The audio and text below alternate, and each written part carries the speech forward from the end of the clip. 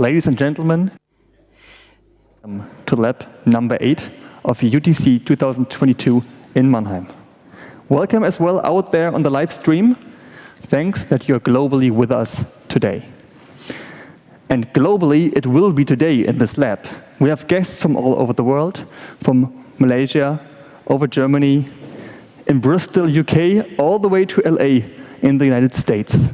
So this is a real global partnership lab, and I'm very happy to have you today and being allowed and delighted to moderate you through this session. Our session is about partnerships to achieve the Sustainable Development Goals in the SDG Leadership Alliance. And what can a global network achieve for the Sustainable Development Goals? How does it look like? We want to learn today from each other. Among other things, the SDG implementation of Urbanice Malaysia will be presented, and we have some best practices, as I said, from LA, Bristol, and from Christian Hubel here, from Mannheim, locally. So we will have exemplary presentations of a global network for the achievement of the Sustainable Development Goals. We will get some presentations on best practice approaches, and we will have the Urbanize Malaysia from Nosila. With us, we have 4 experts. First, we'll have Alan Mcleod. He will be on the live stream. He's in Bristol currently, and he works there for the Bristol City Council. He has a long, proven track record in creating SDG alliances, and he will share his expertise with us today. Following him, we have Holly Milburn-Smith. She traveled all the way from the United States, from the West Coast even, which is even further, all the way to Germany. Thank you, Holly, for being with us. She's an expert on gender equity and will introduce her program to us. By the way, he has now the advertisement block. I heard LA has a wonderful SDG dashboard, so please take a look.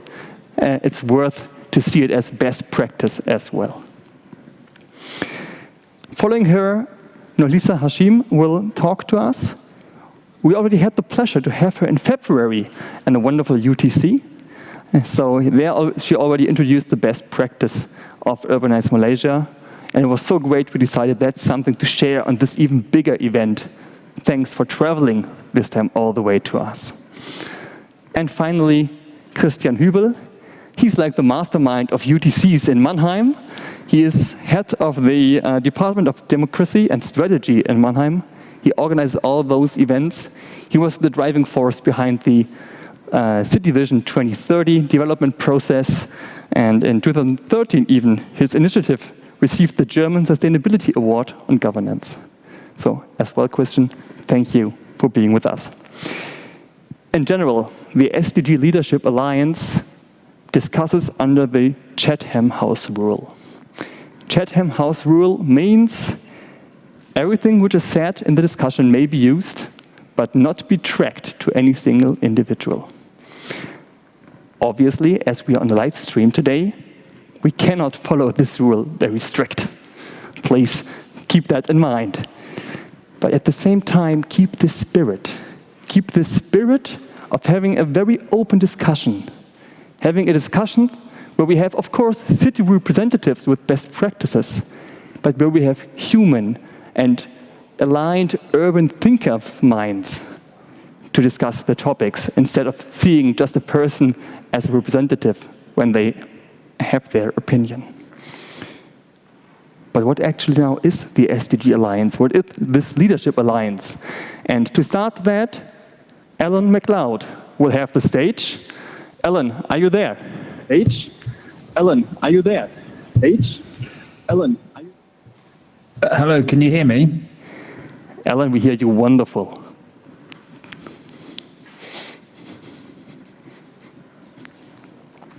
We hear you wonderful. There's a slight delay here, and but yeah, I think I have some slides to share with you all. So I will just start presenting, hopefully. It's very exciting for me to be here with you today. I'm very sad that I can't be there in person with you all, but I'm looking forward to talking to you today about the SDG network that we have through the Brookings Institute. This is something that Bristol has been a part of since its beginning, since 2019, when it first met in Milan, near Milan in Lake Como. And it's a network of cities around the world that are looking to use the SDGs and to adopt and implement them in what they are doing and to learn from each other. And here on screen, you can see which cities are involved in that network. You can see that there's quite a wide range of cities around the world.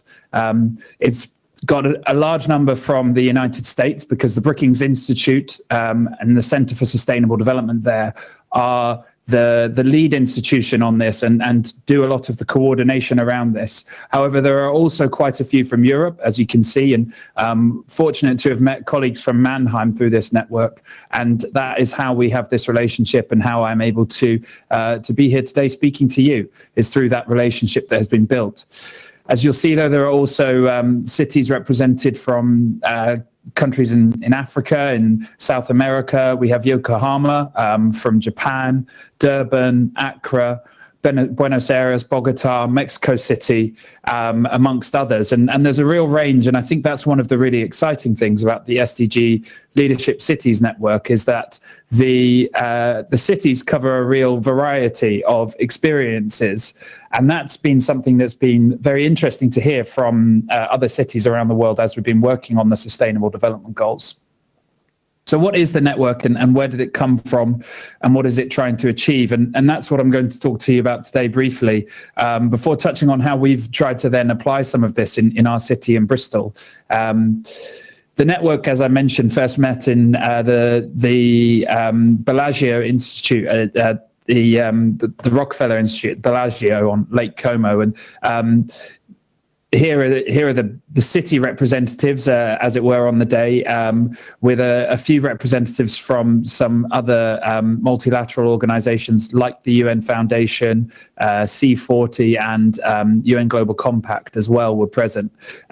But in essence, it's a space where we as cities are able to talk candidly about our experience of using the Sustainable Development Goals and what that looks like, as well as sharing what we've tried to do, how we've tried to innovate, and how we can learn from each other. So we've heard on a number of different topics through this network, how cities can work together and what we can learn from each other. And it's been a really exciting opportunity for me when I've been able to attend these meetings to hear from colleagues all around the world about how they view the SDGs, to encourage me in my work on the Sustainable Development Goals as the SDG coordinator for Bristol, but also to share further learning and share the networks that I have with others within Bristol and within the United Kingdom as well, to encourage further action. And that is in essence what this network is. It's trying to drive forward the ambition on the Sustainable Development Goals, and it's trying to be at the vanguard, at the front edge of the work on the SDGs around the world. The network has met a number of times and it's met in a number of different locations. Originally, the first meeting, as I mentioned, was in Lake Como. There's also been a meeting in Mexico City, and the most recent meeting, post-COVID, after we had to do quite a number of virtual meetings and virtual convenings, which, as you can imagine, having seen the spread of cities around the world, the time zone challenge of that is very difficult. But it was a real joy to get back together with this network of cities just recently in March in Washington, D.C. at the Brookings Institute, and to really discuss the way forward for the SDG work and to think about what that looks like for cities to take action and to continue to drive forward and to continue to innovate. And so we were really fortunate to be able to meet at the Brookings Institute and to be hosted by Tony Pippa of the Brookings Institute and Max Boucher, who do a lot of work to coordinate that network and to bring us together as a set of cities so that we can best learn from each other and best work together. So what has this network done? What has it achieved? What has it brought about? The impact of the Brookings Institute SDG City Leadership Alliance or network has been through a variety of different areas. One of the most tangible has been the development and delivery of the New York City Voluntary Local Review Declaration. For those who don't know about that declaration, it was launched in 2019 by the City of New York as a way to encourage cities around the world to think about how they were monitoring the Sustainable Development Goals and how they could use this tool of the Voluntary Local Review to share best practice, to engage with new stakeholders, and to learn from each other around the world. And so the Voluntary Local Review Declaration was launched in 2019. There you can see a number of city mayors alongside Penny Abuwadina, who was then of the New York Mayor's International Affairs team and the ambassador for international affairs there. And that has since grown to have over 200 cities have made that declaration and have committed to the delivery of a voluntary local review. And there is something about that strength of numbers that actually the tool of the voluntary local review we first discussed as a network in 2019 at that meeting on the shores of Lake Como, where we were able to think about what the utility of that was, of monitoring was, what the key components of a voluntary local review were, how other cities had done it, New York being one of the first in the world, alongside some of the Japanese cities that had done similar reviews. And also what it would look like to share this further. And that was what New York City then took forward as obviously the city that hosts the United Nations and the General Assembly. It was an obvious place for the VLR declaration to be launched. And Bristol has committed and has delivered a voluntary local review and is currently undertaking its second VLR. Alongside that, we also have had the opportunity to share learnings from each other and to share about our experiences of using the SDGs. We've heard from Milan on issues around participatory budgeting. We've heard from Bogota about how you can embed gender equality as the focus of policy making. We've also heard about the challenges to procurement and how you can use the Sustainable Development Goals in procurement from myself and a team in Bristol, as well as the city of Yokohama. Los Angeles have been one of the leading voices on the use of the data platforms and the GitHub data platforms, as well as how you can localize targets to be specifically relevant. When you think about that global set of targets and indicators, how can you adapt them to be usable at a city level? And then we've also heard from Orlando on different governance models of using the SDGs and how that can be expanded across regional and state boundaries in the United States, as well as from your colleagues and friends, I'm sure, in Mannheim about citizen awareness on the SDGs as well. And from that, we've been able to have quite open and frank discussions on key issues around the SDGs, like how do you build in longevity to the SDGs so that they don't get forgotten after changes in political cycles, or how do you finance cities so that they have access to sustainable finance that can deliver on the Sustainable Development Goals. We've also held quite open discussions about what it looks like for cities to be involved in multilateral diplomacy at the international level, as well as how cities can be involved in that post-2030 agenda. And for Bristol, this is and this partnership approach has been something we've been trying to embed for quite a while, and it's been key to our understanding of the Sustainable Development Goals. And so working in partnership at the international scale has been strengthened by our work in partnership at the local scale and at the national scale. In Bristol, we have a Sustainable Development Goals Alliance, a network of organisations across the city that use the SDGs. They meet every 6 to 8 weeks and contain representatives from our local government, our private sector and civil society. And they help to advocate for the use of the SDGs across the city by the local government and the regional government, as well as up to the national government. And that is all part of our One City approach, which is our main mechanism for delivery of the SDGs. It's about recognizing that the City Council cannot be the only partner that delivers on the Sustainable Development Goals. We really need to work together to deliver on our long-term ambitions. And for us, that is through our One City plan and our One City approach.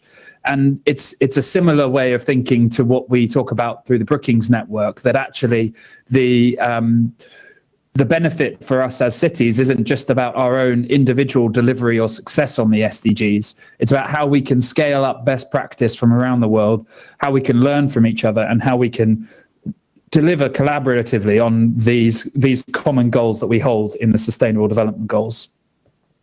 And so lastly, for us in Bristol, that has looked like sharing. Und was wir gelernt haben mit dem Brookings Network auf großbritannischer Ebene. Wir haben Göppingen in Deutschland und das war eine Bewegung in Deutschland, die SDGs lokal umzusetzen, auch in den örtlichen Verwaltungen. Und das war recht aufregend, ne? Und das hatten wir auch schon gefordert für Großbritannien, dass wir lokale Akteure brauchten für diese Umsetzung. Und unsere Regierungsbehörden haben in der Vergangenheit das eingeführt, die lokale Umsetzung der SDGs. Und zusammen mit der Local Government Association. Und Städte wie Liverpool, London, Newcastle und andere like Doncaster und viele mehr haben diese SDGs verwendet. Und wenn wir mit den anderen Städten gesprochen haben, wollten wir mitteilen, dass die nationale Ebene in Großbritannien haben versucht, das weiter zu fördern.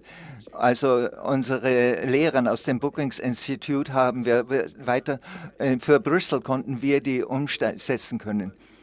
Aber auch im ganzen Vereinigten Königreich wurde das umgesetzt. So viel von mir. Ich übergebe zurück an den Raum bei Ihnen. Thank you very, very much for your insights, for sharing your expertise with us on SDG alliances. What I was taking away, I was taking some notes and I was writing about procurement best practice, about database best practice. I did write down about governance best practice. All those things we can learn from partnerships, and that's so great. As well, I noted down shared stakeholder and across stakeholder networks, something which we often maybe don't do so much, as in the last days we focused a lot around municipalities and local governments. So maybe we can take even more companies, citizens, persons into those partnerships and networks. But today's UTC is focused on gender equity, on SDG number 5. And that is now the major topic of our next speaker, Holly Milburn Smith. She took all the way from LA to us. Thank you, Holly. Stage is yours.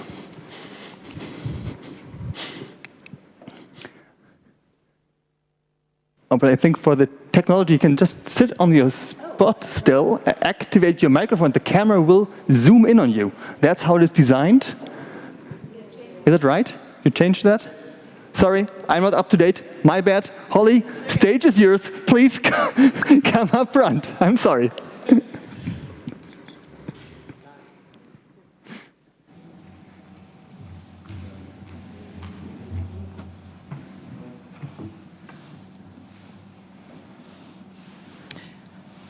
Okay, good afternoon, and for those of you tuning into the live stream, good morning or good afternoon or evening, depending on where you are.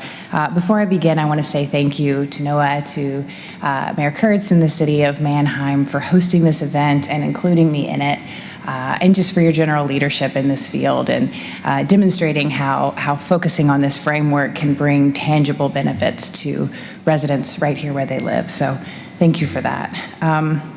I'm delighted to be here in Mannheim and to represent Mayor Garcetti's Office of International Affairs in the city of Los Angeles, where I manage the Secretariat of the City Hub and Network for Gender Equity.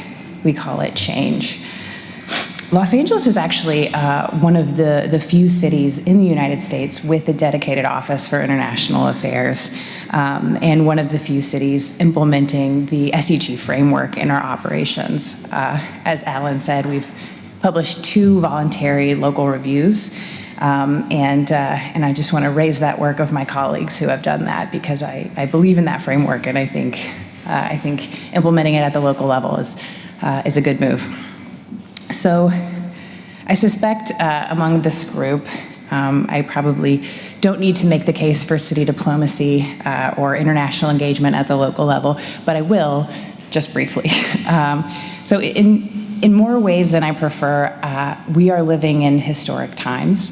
More and more people are migrating to cities, and globally, over 50% of the world's population lives in urban areas. The World Bank estimates that by 2045, more than 6 billion people will live in cities. So thinking about the role of municipal government in human development will be more important than ever as we move towards greater urbanization. And what I have the pleasure of doing in Los Angeles is working with our international partners and thinking about what is the city that we need? What does a feminist city look like? What does a caring, healthy, safe city look like? Having lived in many great cities around the world myself, I am deeply proud now to live and work for the city of Los Angeles. People talk about, our weather or our beaches and our movie stars, but what I love about LA is that it is truly a global city. Nearly 40% of Los Angeles residents are foreign-born. We have some of the largest diaspora communities in the country, and hundreds of languages are spoken in our schools. When Mayor Garcetti founded LA's first Office of International Affairs, to be led by Deputy Mayor Nina Hachigian, who's a former ambassador to ASEAN, he recognized that the most critical issues of our time do not recognize borders. They don't recognize state borders. They don't recognize international borders. From climate change to airborne viruses, the cities face existential threats and must work together to build resilient communities that uplift the dignity and the potential of all of our residents. And that's exactly what Change was created to do. The City Hub and Network for Gender Equity, I'm just going to call it Change because it's faster, was launched in November of 2020 by 6 cities: Barcelona, Freetown, London, Los Angeles, Mexico City, and Tokyo, who are all committed in their own ways to advancing gender equity through local policies and services. With the recent addition of Buenos Aires, Change now represents more than 50 million residents across 5 continents. Together, we are connected in a community of practice with the shared vision of achieving gender equity in this generation. Last year, on International Women's Day, our 6 co-founding mayors collectively penned an op-ed calling on all city leaders to take clear and concrete action to address the systems that perpetuate gender-based discrimination and inequality. I'm sure that within this room, we are deeply familiar with the data that was really only just emerging at that time, about 1 year into the pandemic. But relative to men, we know that women lost more paid work, picked up an excessive share of unpaid care and domestic labor and all of the emotional labor that's involved in that, and suffered greater strains on mental and physical health, including an increased rate of domestic violence. Facing this reality, which threatened decades of progress in women's rights, Change's mayors pledged to put gender equity at the center of our work in recovering from the global pandemic. Unfortunately, not all governments chose this strategy, and a recent report by UN Women found that despite being the most affected, women and girls were far less likely than men and boys to receive COVID relief and social protection, except in places where gender was explicitly considered in creating COVID relief strategies.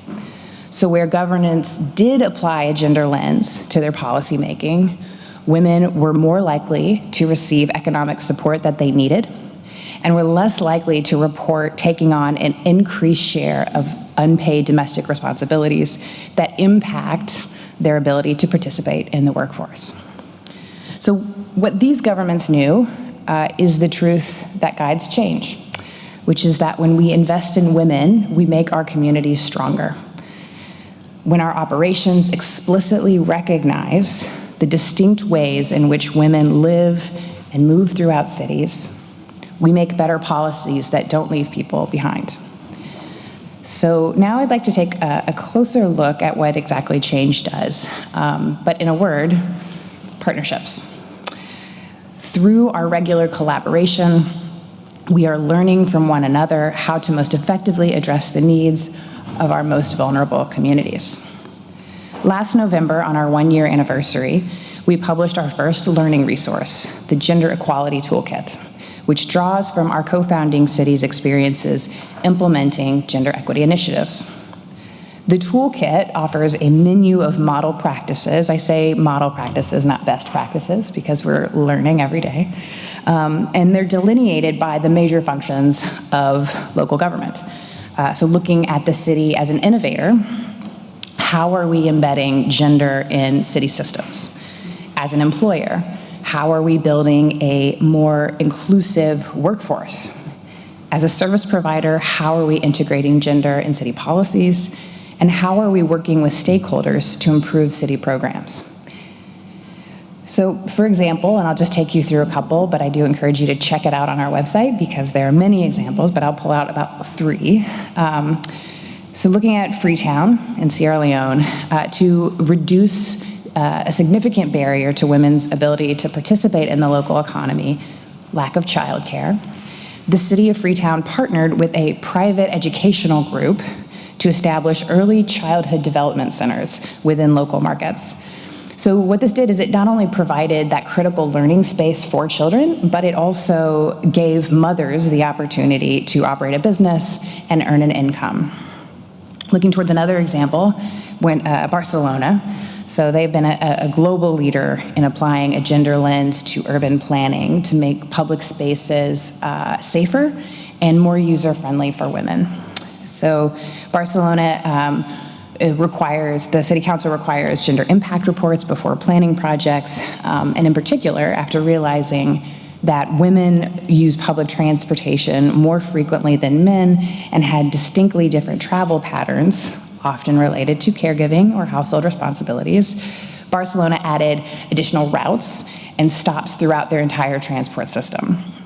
The city also worked to designate more car-free areas in their urban areas, and has improved street lighting to increase public transportation. And all of this came from just looking at a basic function of government, public transportation, through a gender lens. How do women move throughout the city on public transportation?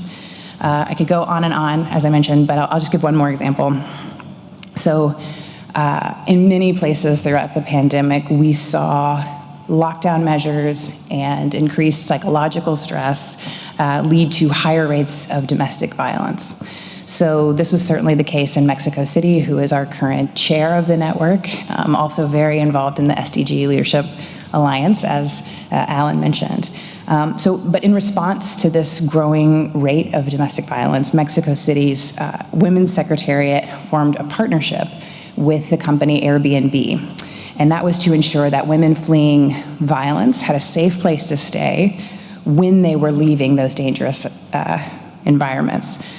If you've ever worked in service provision, as I did in a previous life, you know that finding those safe and private, undisclosed locations for women fleeing domestic violence is often the hardest part, especially in cities where real estate tends to be more expensive. So it's encouraging to see new models of providing this service.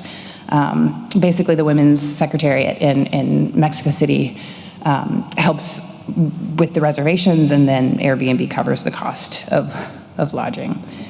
So those are just 3 examples of many that are in the toolkit. Like I said, I encourage you to go to our website and check it out. But our hope with this resource is that cities will draw from it to pursue approaches that can be adjusted to meet the specific challenges and needs of their particular context. Another major initiative that Change is currently working on seeks to address a critical need across the movement, which is data. Basically, we don't have enough of it, and what we have is inadequate. As Mayor Garcetti often says, you can't manage what you can't measure. To make effective decisions that target the most acute needs of our residents, city leaders must have reliable data that is localized and sex disaggregated at the minimum.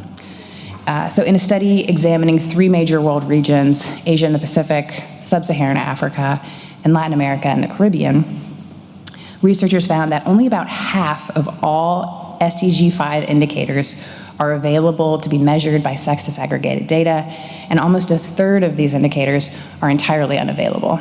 So we have work to do. With that in mind, Change began the process of collecting and sharing openly the data that we believe best measures the status of women and girls in our cities. And to do this, we first partnered with undergraduate students in Los Angeles, university students, who completed a landscape analysis for us that looked at existing gender data frameworks. And then we assembled a data working group made up of gender experts from each of our 7 Change cities. And then we tasked them with analyzing where these existing frameworks intersect and maybe what's missing. So because we're measuring at the local level, this meant adding more indicators to address the areas where cities in particular have jurisdiction. And this included, for example, measures of the built environment, which many national level frameworks don't measure. So a quick note about data that I think is really important is that Change believes in it, and in fact, it's one of our guiding values, that to be successful, our work must recognize more than just gender, but also intersecting inequalities predicated by race, religion, ethnic origin, disability, sexual orientation, and gender identity and expression. But unfortunately, in most places, we just don't have that data yet. So we must pursue it by adapting our collection methods to be more inclusive and examining the ways in which our bias creeps into those collective methods. What data we do have, on the other hand, we are collecting from our Change cities, and later this year we will publish a public-facing data platform to share this data openly with the world. In doing so, we aim to hold ourselves accountable to the outcomes that haven't yet lived up to our goals. We hope through our transparency we can encourage other cities to join us in facing this enduring challenge of systemic inequality with clarity and with honesty, because truly it's the only path through which real change is possible.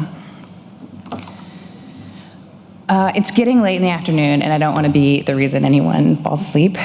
So I'll wrap it up here and conclude with a final note that summarizes the foundational purpose of Change, which is that with such close proximity to our residents and jurisdiction over critical services and policy tools, city leaders are uniquely positioned to break down systemic inequalities that disproportionately affect some, but ultimately harm us all. Cities can and should lead the fight for gender equality, and by working in partnership, sharing resources, and holding ourselves accountable, we can do far more together than any one of us alone. Thank you.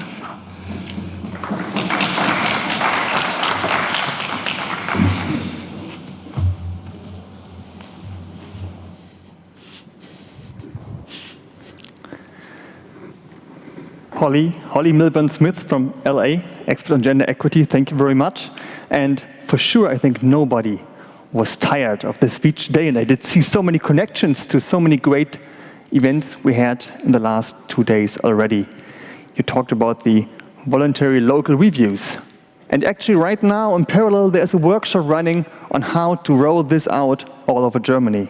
So if you need an expert on that, you can ask Holly and take the guidelines from the workshop. Holly, you talked about intersectional discrimination. And actually, that's a topic where I remembered that Nana Arthur, yesterday evening here, he gave the keynote speech for the introduction from local governments of Ghana, mentioned the same topic. So I think there's no reason to be tired, but there's so much connection, which I really highly appreciated, as well your approach as the city as innovator, cities as employer, cities as connectors, and help me with the last one, cities as providers. Sorry, I should have taken the notes to the front. So, 4 things to learn about cities from LA. Thanks for publishing such toolkits. Publishing as well is Nosila Hashim. She's from Urbanice, Malaysia. A great initiative which brings the SDGs all across Malaysia cities. And having a network on that on central level, breaking down the SDGs to the local cities is what we all want to do. Act on a local level, have local indicators, as Holly just explained. And Nosila, please take us there.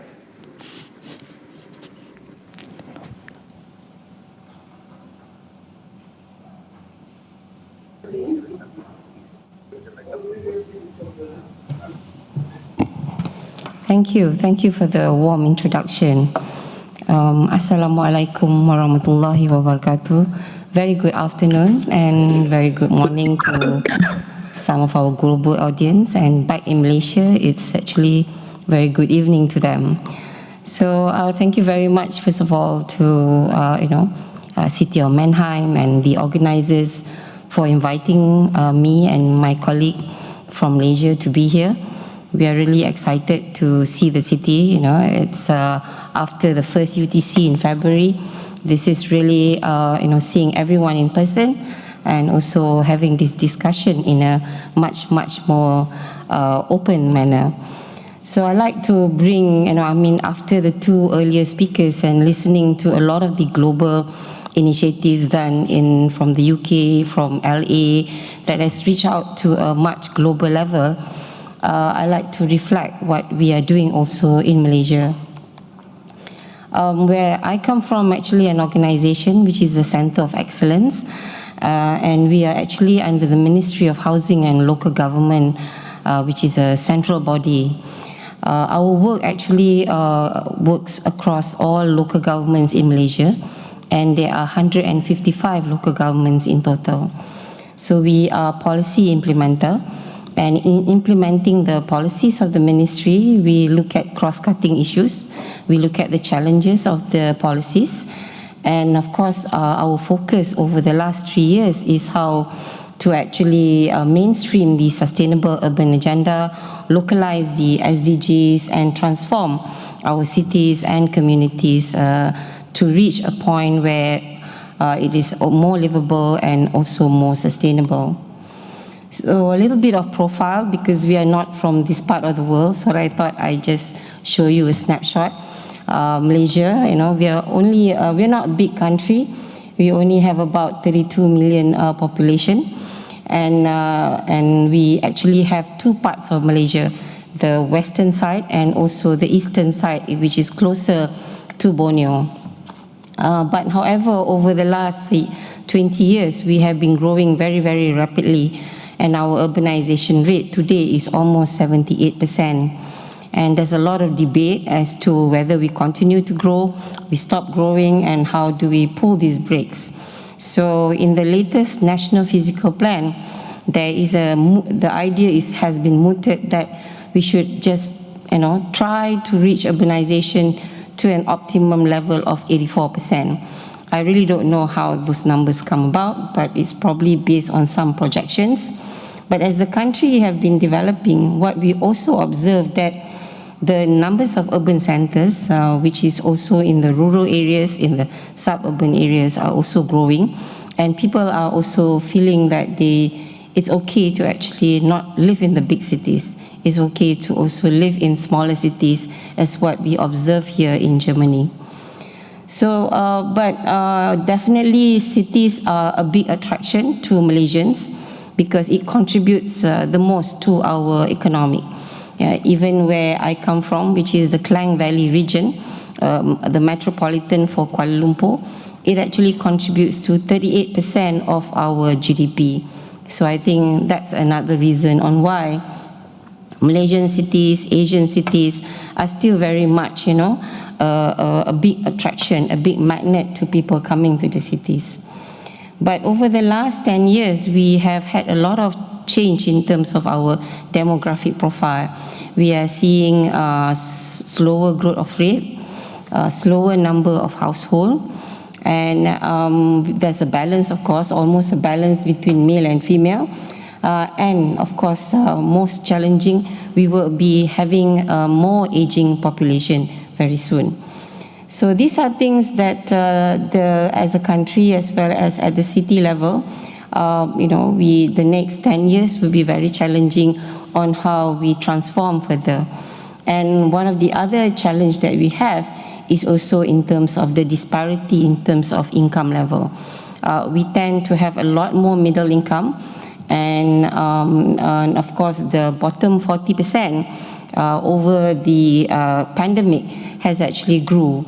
And not only that, we have many other issues during the pandemic where we also find the top 20%, which is the topmost income level, almost coming down, a shift of almost 12% into the middle income. And there's also a shift of the 20% from the middle income moving into the bottom 40%. All these shifts has actually causes a lot of course, financial burden to the country. And cities are also now, because in Malaysia, our city councils are not autonomy. They do not have the role to actually do everything. We still have a system where central government, regional governments are playing a major role in terms of economic growth. So, but today, because of all these issues that we have during the pandemic, cities are actually playing a major role, even in making sure that there are small jobs, that there are small businesses that can be accommodated in the city. And of course, as you see there, one of the other challenges that we have is climate change. Over the last 2-3 years of late, we have had a lot of storms, more than we should. It rains more than during the season or the monsoons that we normally have, and this is also putting a lot of burden on our urban infrastructure. So this discussion, this debate, this era of us post-pandemic is very challenging. And because of that, I think there's a lot of movement, especially from the work that we do in Urbanice Malaysia, on how to move this forward. How we rethink about our city policies, of our urban policies, also about, what is this new urban paradigm that should happen, taking the pandemic as actually an opportunity to create this new change. And of course, the Sustainable Development Goals, the Sendai Framework, the New Urban Agenda, and Malaysia's commitment to the Paris climate change are things that provides even a bigger impact to what this change can happen in the future. So with that, of course, at our work in Urbanice Malaysia, we look at the SDGs. We hosted the World Urban Forum 9 in 2018, and one of the key outcomes of the forum is the Kuala Lumpur Declaration, which talks about faster acceleration of the goals as well as the new urban agenda at a more local level. So that was when we started on how we look at the roles of various people in the country at national level, state level, local level, private sector, as well as at communities on why it's important for everyone to play this role. It's not just the central government's role to actually ensure that we embrace the sustainable agenda. We are actually very lucky because when we signed to the SDG, the country have decided to form an SDG council chaired by our Prime Minister. But it was sitting there for quite some time because, activating it at the ground was something that was also very important. So in the second, we are now entering our phase 2 of localizing the SDGs. And because of that, we have set up 7 working committees that will look at the various aspects of the SDGs. In particular, in the work track that I do, we are part of the working committee on localizing SDGs. And that's where we work with all kinds of organizations, cities, communities that actually also trying, that has a role to actually create big impacts in terms of localizing the sustainable goals. Of course, we have others looking at inclusivity, gender equality, economic growth, So what I can say from this diagram is that, to transform, to move in the right direction, it does require quite a major machinery, actually, to move together. And over the years, it has not been like that easy, actually. There's a lot of discussion, a lot of debate, a lot of engagement. But we are very happy because we just entered our 12th Malaysia Plan. The 12th plan is actually our economic plan. And for the very first time, the goals actually became quite central in the whole 12th Malaysia Plan. So we have thematics in the document. We have game changers that has been identified, and it is linked to the SDGs. And the drivers, the agencies, the ministries has also been identified as to who is in charge of what. Because of that, Malaysia is also committed to report on its SDG progress. At the national level, we report our voluntary national review every 4 years. And for the new urban agenda, there's a commitment for every 2 years to actually submit on the progress of where we are in terms of implementing the new urban agenda. So I think this is something that will drive in the next 5 years, because our document is every 5 years, and every year we go into a review period as to where we are. But more important is the work that we do here in Urbanice, How do we bring all that huge blueprints locally? So of course we want to align with what the national government is doing, and this is where the Malaysia Sustainable Urban Nation became the agenda for us, using the goal as that common goal, as what yesterday was very clear, and the mayor also saying this, the same thing this morning, on how we can use the SDGs actually as a common goal for everyone. And we actually, in localizing, we translate almost everything into our Malay language. I think that's very important, and now we are going into the next step, which is translating it into Chinese, Indian language, because we are a very multiracial country. And on top of that, we even have ethnic groups, in Sabah, in Sarawak. So we have decided some of the main headings will be translated also to some of the major ethnic groups in the country. And we also link back the circle there shows you that's actually some of the big pillars that we are looking at in terms of economic driver, social transformation, as well as our climate change commitment as a country. So because from the way that we look at it, whatever you do at the local level, local action, eventually it needs to align vertically to the national policies. And I think that will make it more impactful. And not only that, it also links to the budgetary system that we have in our country. So it became very important for us to ensure that these linkages are well intact. So in promoting SDGs, we've actually come up with a very simple framework for all our cities to follow. We call that the Malaysia SDG Cities Roadmap. So in which we generally encourage all our cities to prepare their own roadmap until 2030. And in this particular roadmap, the vertical and horizontal integration becomes very important. The horizontal integration is to work with all other agencies at the local level. The work track that's being done by even NGOs, society, and even all other agencies becomes very important for the city to actually capture. When we first started this program, a lot of cities were very, taken aback. It would just mean more work for them, with no extra manpower, no extra resources for them to do that. So that's where actually Urbanice, as the Center of Excellence, we actually come in to actually help them do it, literally do the whole process for them. And I think today they understand that by having this SDG Cities Roadmap, there's a lot more that you can do. It's not just having a document, but it can help you to actually guide your pathway. It can also help you to plan for your budget. and it can also bring your partners together to actually do the work together. So I think that's where we are, and of course we've come up with a process for how this roadmap is to be prepared, and of course participatory from the local is very, very important. The first workshop is always meeting all stakeholders. That's something that we impose to all the cities, so that we know if we are talking at the city level, what is the gap in terms of understanding what these goals are. And then to a layman, no poverty means what, and even to an administrator, what does that mean? To an officer at a mid-level, what does that mean? So it was very interesting in all the workshops that we have. There's a lot of gaps in terms of even perception, understanding, and even pathway. And this is where the roadmap becomes very important, because SDG is not just about you doing projects and program. It's about institutional framework.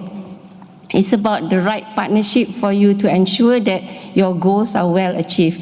And this is where the thinking and the similarity in terms of common understanding becomes very important. So this workshop, normally we will have it in a few rounds, in the early stage, in the mid stage, and just before we finish the document for the particular city. So we have this 3+1 kind of a step, and we do not want our cities to run to do a voluntary local review. The reason being, voluntary local reviews for us is more like a progress report of what you have done. But the SDG roadmap is your plan of action to achieve your 2030 agenda. So we are very particular about ensuring that they have a plan before they ever report on their progress. So it's actually not that difficult, because Malaysia started on sustainability quite long ago, because we embraced the 1970 Rio de Janeiro Declaration. So there's already a lot of effort in terms of local agenda 21 back then, but over time, a lot of this, whether it's properly documented, whether or not it meets the actual targets and goal, no, it was not really measured.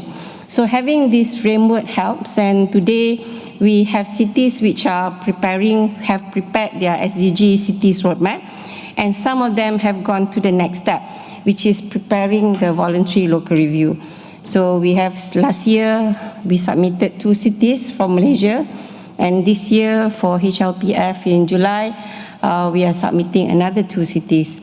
So, but we do not want to rush them into doing a VLR, and I think that is something that probably is very different from a lot of other cities' approaches.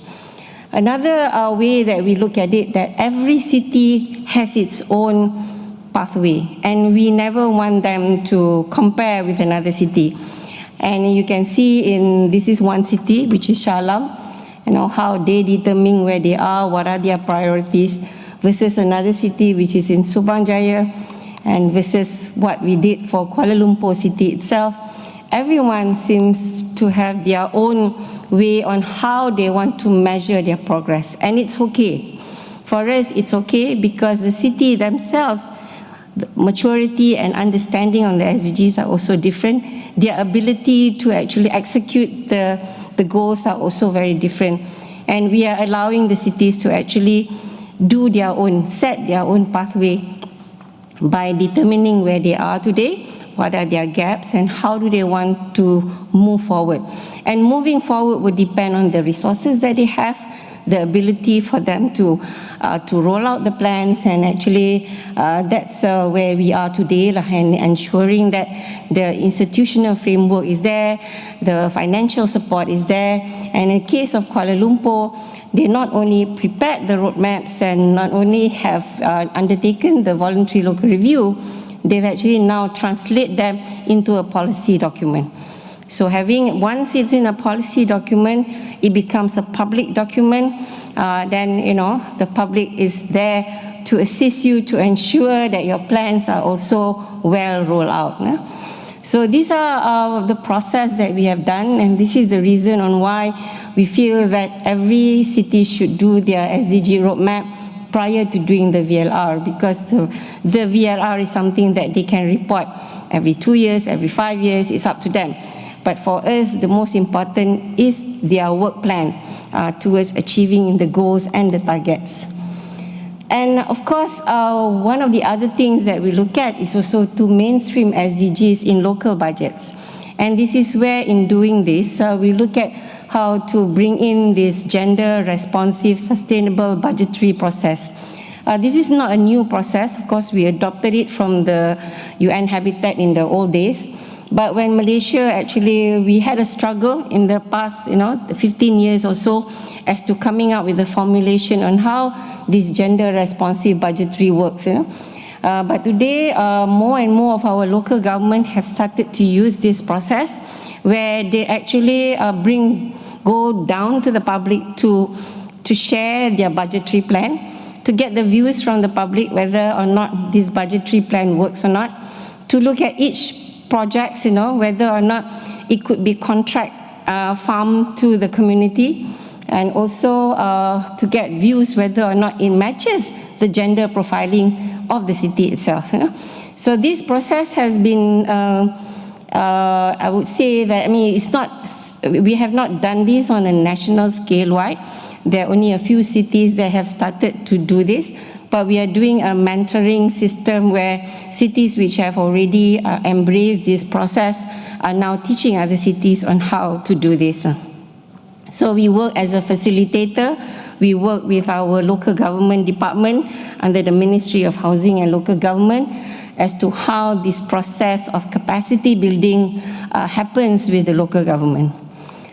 And now we're also going into the private sector on how the ESG reporting that private sectors are doing also brings in the element of SDGs in a much more targeted manner.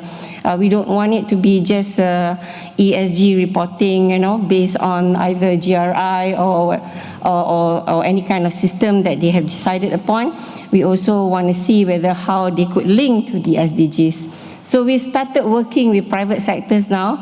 This is our partner, which is the Kuala Lumpur Convention Center, and it started with the center itself, but now it has gone beyond the center to the neighbors, to the neighborhood of that area, bringing all the community together to actually share the targets which the convention center wants to embrace.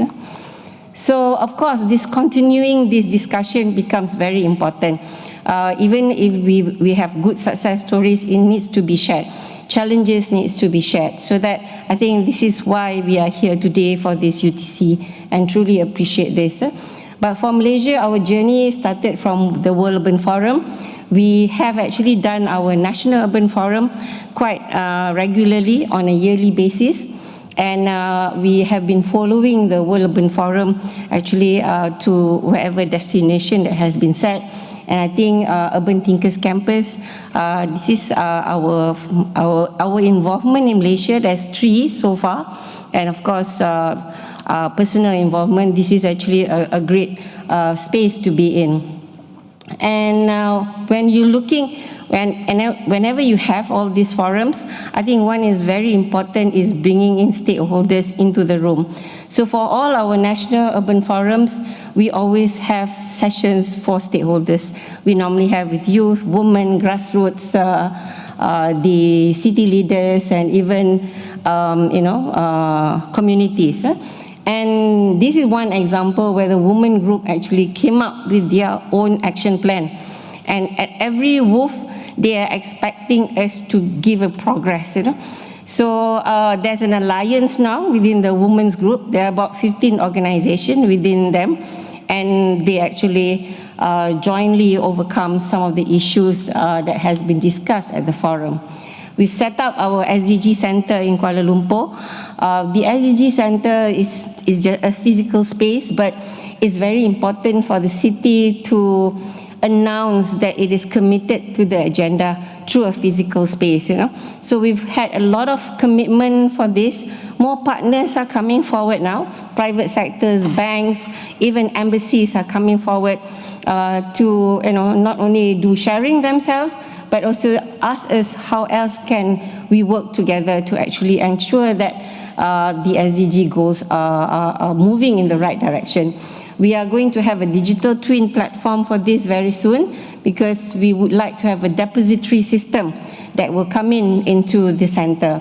And recently we hosted the Nordic Way, the Scandinavian countries, all the embassies that are in Malaysia, they hosted their Nordic Day at the SDG Center, and they shared their SDGs effort from all the Nordic countries. So I think this really is very important, because the sharing by Bristol and LA shows how the network is very global. We are setting our network very local. So what we've done is we've actually set up a Malaysia SDG Cities network within all the cities in Malaysia that have started to actually come together towards this effort. But by doing that, they actually leverage on the network that we have, especially Urbanice Malaysia. So we are actually part of UN Habitat, because we were both alumni, and then we are also part of the Penang Platform for Sustainable Urbanization, which is a 16-member organization all across Asia Pacific. And of course, to whatever chance that we have to go globally, all the cities in Malaysia will have the opportunity to also learn from what we are learning. And of course, this is our latest project, which is looking at impact hubs, where all these cities will actually, we encourage them to set up their own impact hubs, so that they can have an area where they are also doing their demonstration, their sharing, and to show whatever work that they have done. So I think those are some of the work that we have, that I have time to share. I know that time is not on my side, and I really appreciate this opportunity, and hoping to actually continue the discussions as well as the sharing. Thank you very much.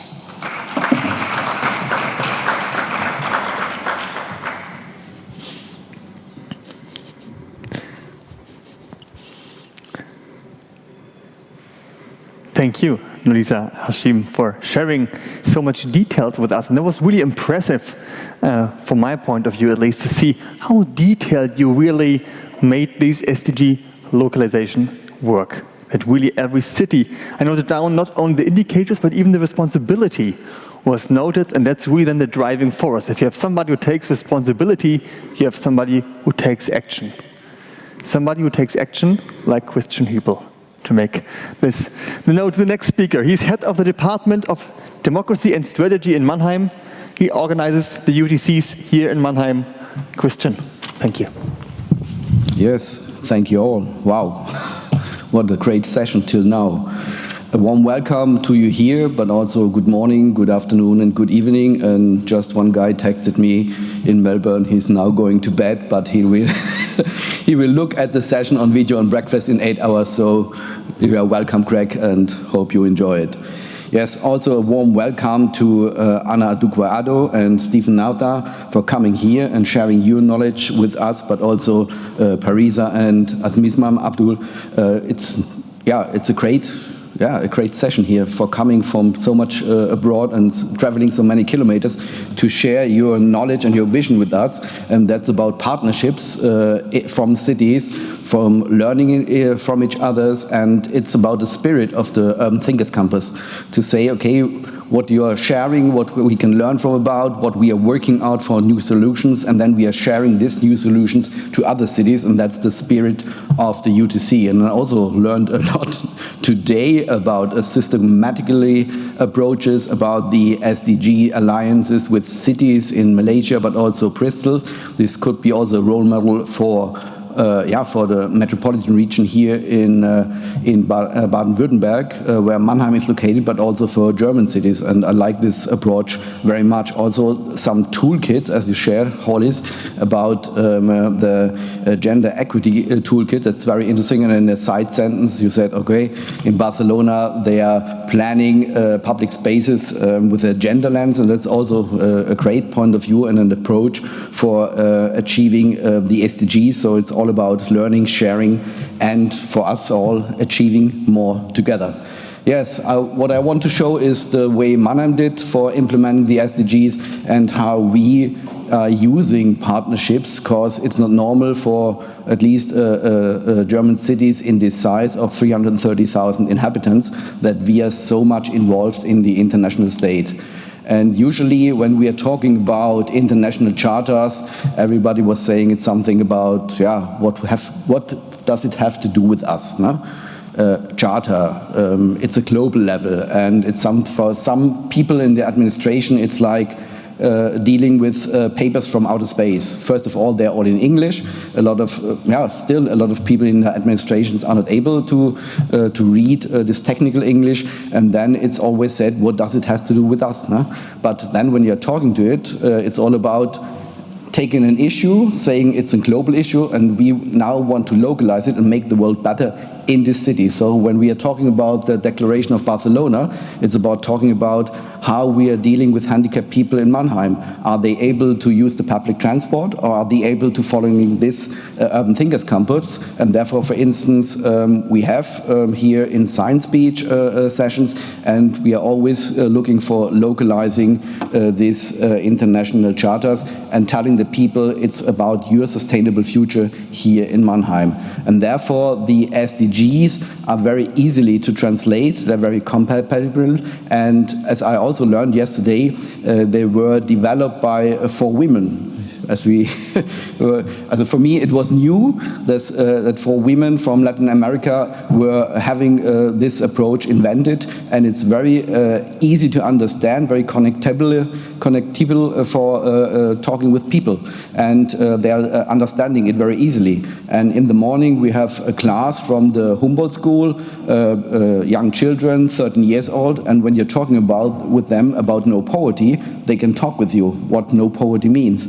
And then you can talk to the people very easily. And that's what we did in a big participation process, which was supported also by the service agency of the municipalities in one world, the SKW. It was lasting for about 1 year, where we are asking the people here in Mannheim in a lot of sessions, what does it mean when we are talking about no poverty? And we always see the SDGs have 3 dimensions. The first dimension is how to localize it. So when we are talking about no poverty and the SDG 1, we are talking about no poverty here in the city of Mannheim. And what we're doing against it, we are looking for affordable housing. We are looking for educating people, but we are also looking for job programs. And that's how we are fighting the poverty in Mannheim. But the second dimension is also that we are reflecting what is our doing here in Mannheim perhaps achieving in other cities, or how is it connected with other cities. And when we are talking about no poverty, we have to say, are we only looking for an economic profit and a value? For instance, in our procurement system, we are looking 10 years ago mostly for, is it cheap enough? But when it's cheap, it's someone has to pay for it. And we're talking about no poverty, it's about talking fair trade. And that's not only a thing about chocolate or coffee, it's also about things about stones in our pedestrian zone, which you see outside here, costing 20 million euros. But we're saying, okay, when we are buying it, we have to be sure that they are made under the restrictions of the international labor organizations, so that there's no children work, and that people are paid fair in their country for raising these stones. So it's about reflecting what you're doing. And the third thing is always the hardest for municipalities, how we can help in this third dimension other cities to achieve their goals. And there also we have some examples which I come later to. It was a big process, and in the end there was standing a vision for Mannheim that we are saying, okay, we have now 7 strategic goals which are directly related to the SDGs, and these strategic goals were worked out with the citizenship here, and then in this room decided and legitimized by the city councillors. And for instance, the first goal is concentrating on leaving no one behind. Mannheim guarantees educational equality, and it prevents poverty. The social and cultural integration of all Mannheim residents is guaranteed. And we took these strategic goals every year when we are doing our budget planning, then we are going to our units, and then we are saying, okay, how can you contribute to this goal or to another goal, which we have here, like health and well-being, or for instance, when we are talking about equality, diversity, and integration, we are always asking the units, what can you do for achieving equality in our city? And this means also for raising the voice for gender equality, for diversity in the city, because Mannheim is a very diverse city. We have about 170 nations living here, all religions, and about 50% of the younger children under 15 years are born have a father or mother which is born outside of Mannheim. So you're seeing we are a very diverse city, and we have a declaration that we are saying we are dealing respectful with each other, no matter where you come from, what sexual orientation you have, what religions, and this has to be the basis here in a diverse city from Mannheim. So we have to live together not in harmony, but in respect, and therefore we need strategic guidelines, and this is very necessary. And to come perhaps to a strategic goal under which falls also this Thinkers Campus. It's about Mannheim is a role model for international corporations and partnerships, and municipal development policy and responsible consumption contributes to the global justice and sustainable international politics. And this is for German cities a very unusual goal on the strategic level, but we are thinking it's necessary for achieving more together for the SDGs, but also for our city. And therefore, we are looking always with this UTC and other things, how we can connect to each other, how we can learn, and how we can look for intercultural exchange, because we are believing in this to making the world better. We have also, after then, made a voluntary local review that we say, okay, where we are standing with achieving the SDGs. And Mayor Kurz was giving it to the United Nations in 2019, so that everybody was seeing also what is Mannheim doing for achieving the SDGs. And at the moment we are working for the second voluntary local review. Formally, we only have 11 twin cities, 2 friendship cities, and 4 project partners. But when you're looking to the program of the UTCs, we had to have a lot of more connections all over the world. From the city partnerships and the twin cities, we are always saying we have a lot of cities coming to us for making a twinship with us. But we are saying, hey, first of all, we are making a project. And then after 3 or 4 years, we are looking for getting engaged into a twinship, because we are saying we have to live it. We're not want to make twinships only for declaration and collective twinships. We are saying we wanted a twinship which is fostered on a strength exchange and partnership. And therefore also the Urban Thinkers Campus is good for seeing other projects for dealing together, for coming together and strengthening partnerships with other cities. We are having also partnerships and networks in Germany, like the Agenda 2030 partnerships. At the moment there are at least 200 German cities there which signed a declaration about supporting the Agenda 2030. There's also a knowledge exchange, but to be honest, we have in Germany 11,000 municipalities.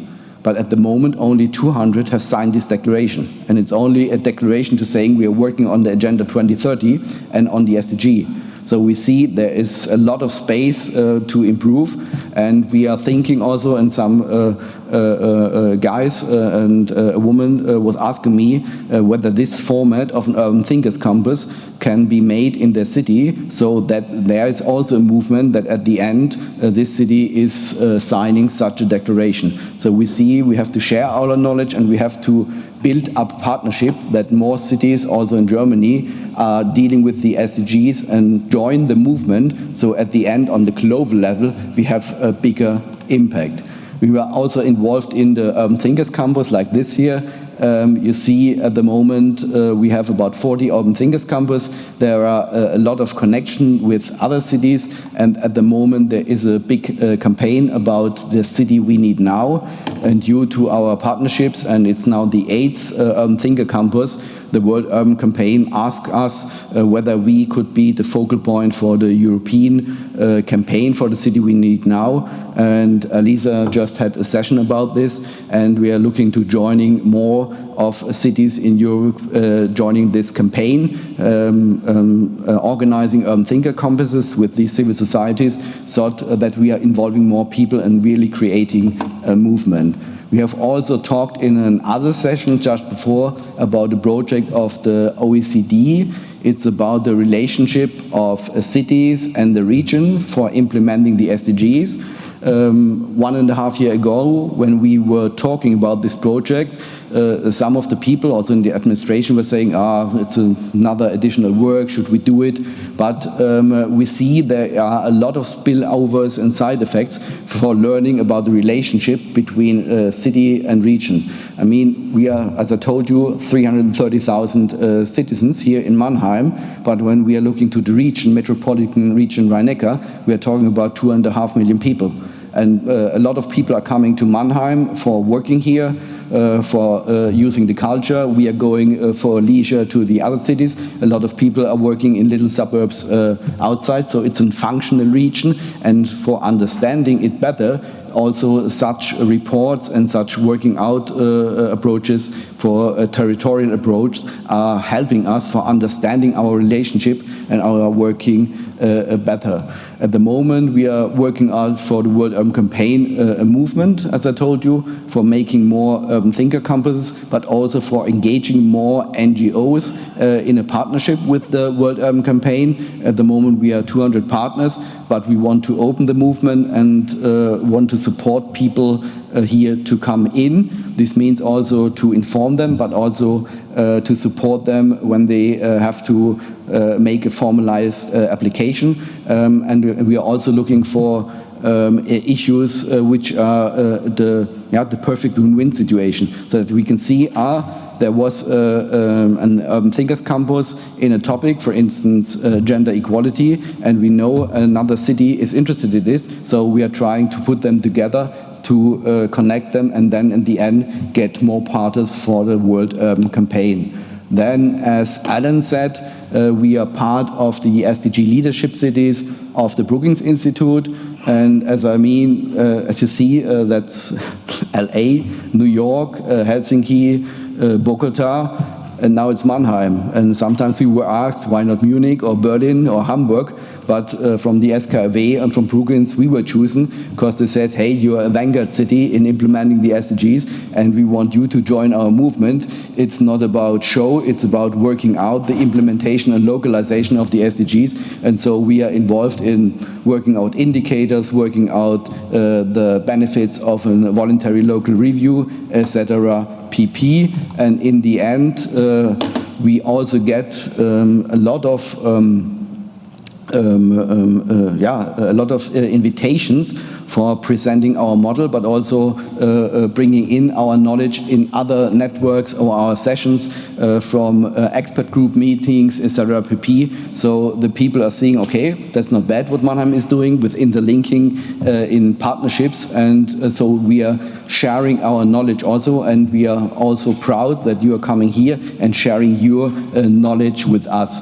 And beside of knowledge sharing, as I said, we are also trying to helping others to achieve the SDGs. That is from a suggestion from a citizen here in Mannheim during the localization process, that he was saying, hey, when we are talking about no poverty, what can we do in my city of Kilis? That's in the Turkish, in Turkey, and it's near the Syrian border, and a lot of Syrian refugees are there. And so we are saying, okay, what we can do, and so we have built up there an education center where people can do vocational education. education for also being a cook or being a barber. So when they are able to go back to Syria, they have a job, so they can advertise them.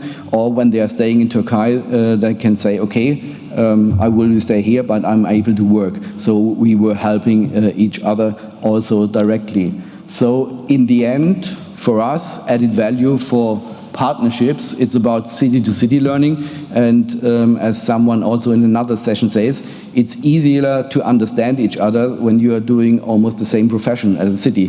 When you're reading it, or somebody is teaching you this, or you're going to a congress and somebody is telling you how it should be or how it is in another city, that's not bad. But learning directly from people who are working in cities or in agencies or in organization groups, etc., it's getting more directly to your brain. You are understanding it very easily, and you are speaking the same language very easily.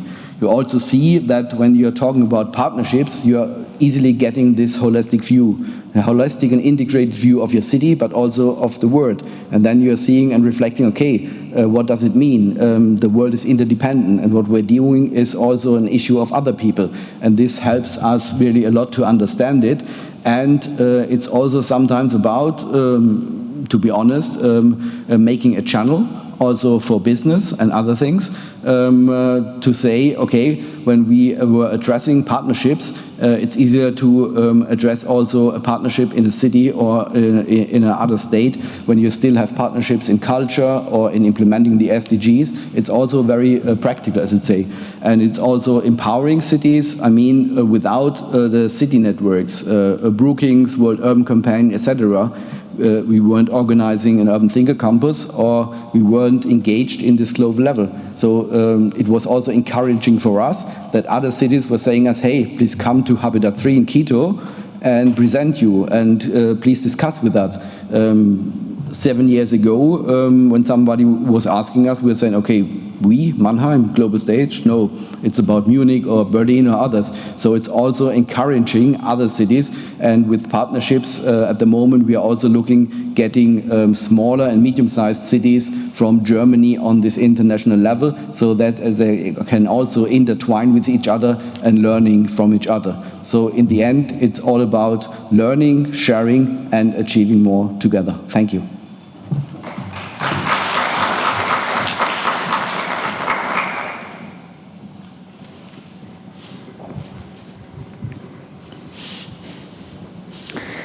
Question. Thank you very much for sharing those goals, for sharing your drive to organize UTCs and voluntary local reviews all over Germany, all over Europe, and maybe even all over the world, as you said, sharing Mannheim as an international city. Wow, now I have the chance and the opportunity to wrap up in like 3 minutes what you said. What you said about being a vanguard city, about being an SDG leadership city, as we heard today, as you described. And I feel this needs a bit more, actually. And maybe I can make a proposal that we try to summarize what we talked today, what we discussed today, and bring it in a proposal for like a short Mannheim declaration on the ideas you brought. What should be a vanguard city doing as SDG leadership? For sure, we have no time to discuss right now, but maybe it's a great opportunity to stay in touch, to share ideas, and to drive to a common and joint vision. And what I noted, what I took away from all of your speeches, was looking at the governance of cities. When we did hear about innovator, employer, provider, and connector, now I got it, Holly, that this is what cities drive. We did hear about procurement of local cities, which is part of governance, or of local budgeting processes, as Nosila said. So this is all about governance. So let's make this one step, one pillar in our joint declaration. Then we talked about cross-sectoral partnerships. We did hear the examples of Airbnb providing housing for women who have to flee from household violence. We did hear about Mannheim 2030 as vision, which incorporates the whole city. So let's take this as another great step for cross-sectoral partnership. And the last pillar, which I noted down, is actually is the alliance or SDG partnership. Is, how you said, not best practice, but role models? Or yeah, model practices, because as you said rightly, we always will learn, we continue to learn. So a network of model practices, of scale-up models which support organizations. Scale up, maybe with Christian knowledge internationally. Those three pillars, governance, cross-sectoral partnership, and a global alliance, I take for me as takeaways from today, and I would like to share this with you afterwards in a great declaration, if we can join that together. I hope I summarized well what you discussed. By now, in this room, with audience from 5 continents, and from Australia, we had somebody in the live stream, Christian said. This was a real international Urban Thinkers Campus Lab. Thank you very much for being with us. And now we're looking forward to the end session of today, where we will get a wrap up about all the labs which discussed today. Thank you.